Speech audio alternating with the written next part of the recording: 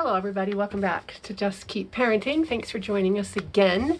Just wanted to, last night I was involved in this Mr. Rogers symposium again, and I wanted to share a little bit about being present and a couple of things that made me stop and think about my practices with young children and how I can be more present when I'm with them, right? One of the things that an episode that we watched was with Lady Everly and Daniel, and they were talking about the walkie-talkies, and so he'd made the cans right with the string that went all the way up, and I just loved how she was so present with him. She said, "Well, what's your favorite color?" One was green, one was blue, and he said, "Oh, I really like blue." She said, "Great, today green is my favorite color." Right? Nothing was rushed. The conversation wasn't rushed. And I loved how one of the speakers at the symposium said, just be with each other and not try to fill the space. Sometimes I notice that with my teachers, right? Is they just are talking. And sometimes they're talking so loud. And taking the time to step back and just listen, right? And not try to fill the space. Sometimes in church settings, sometimes we feel like we can't just sit in space with nobody talking, right? Sometimes that makes us feel uncomfortable.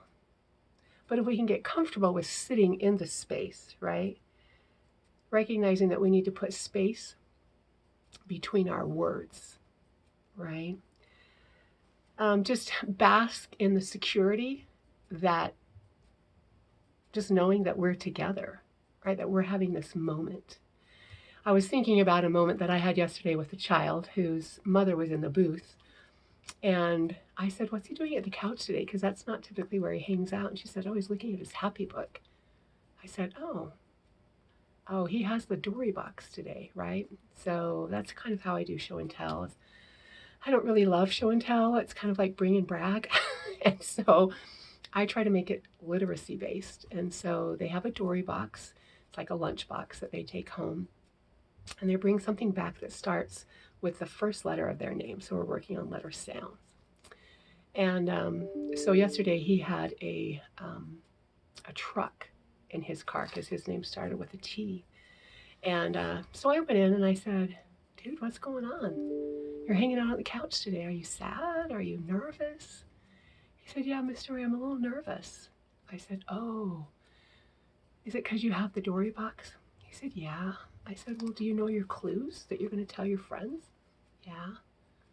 "Okay, well, do you want to tell them to me?" Just, he rattled them off, right? "It has wheels, it's blue, and it goes vroom, vroom." I said, "Wow, you know it. You have it in your brain, and your brain is telling your mouth what to say. So you have the information.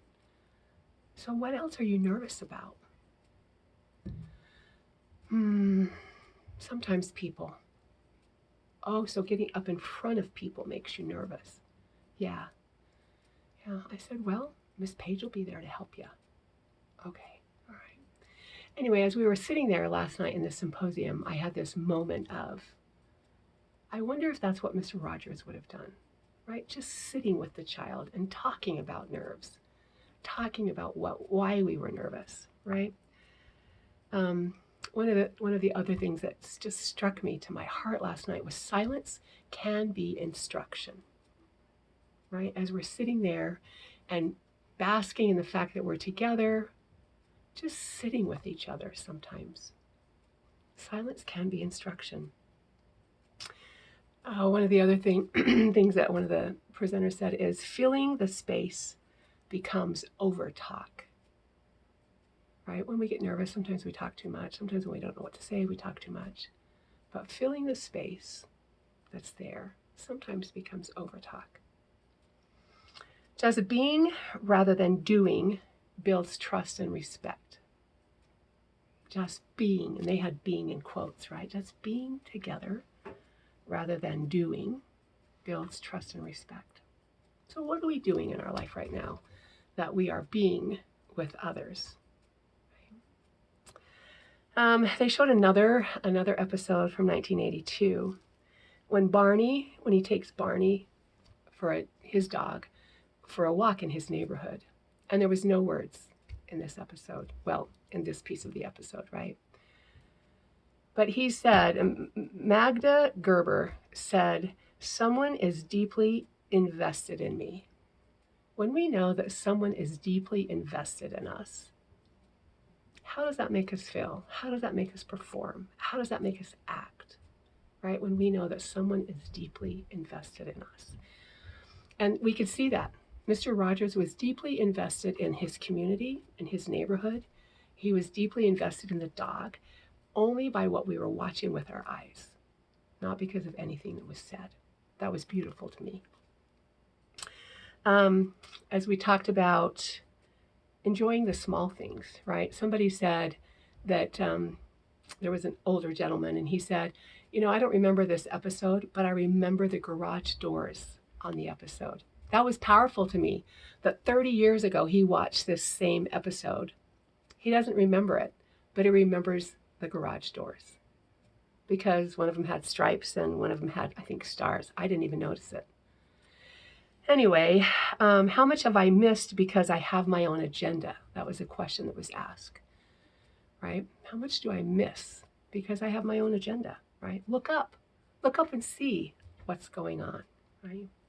Slow down and be present. Simplicity of what's right in front of us. Sometimes we're looking for the greener pasture, but what's happening right in front of us? I know last week my niece sent me a Thanksgiving prompt. We were doing it all week, and I think it was the day of Thanksgiving, or it might have been the day before, but she said, what is something that you take advantage of on a regular basis that you're grateful for? And I really had to stop and think. I thought, what is it that I really take advantage of that I'm so grateful for? It took me all day to figure it out, but it was garbage. I'm so grateful that there are garbage trucks that come and take my garbage away. I don't have a lot of garbage because there's just me, but I can't imagine if I had to live within that garbage.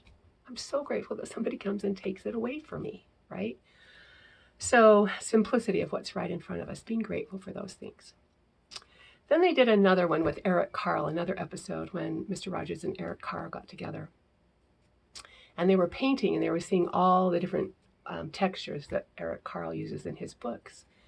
And Mr. Rogers kind of wasn't painting, but Eric Carle kind of, he went off the page a little bit, and it crumpled his work.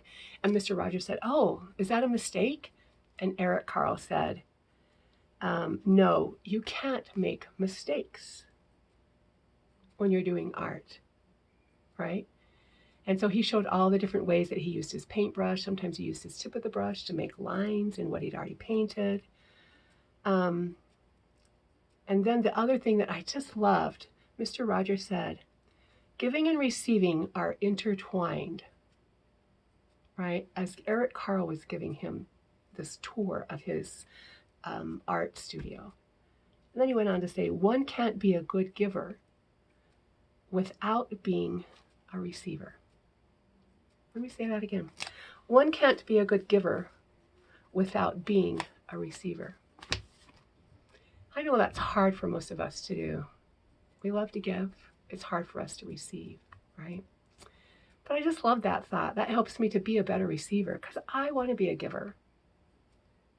But I don't want to make anybody feel like a heel when they give to me. I had a friend back in high school that said that to me once. She said, every time I try to give you something, you make me feel like a heel. I don't ever want to do that, right? Giving and receiving are intertwined. So as we think about this Christmas season that's coming up, let's think about being present with others. That may be the best gift that we can give to them. Let's think about being a good receiver as well as a giver.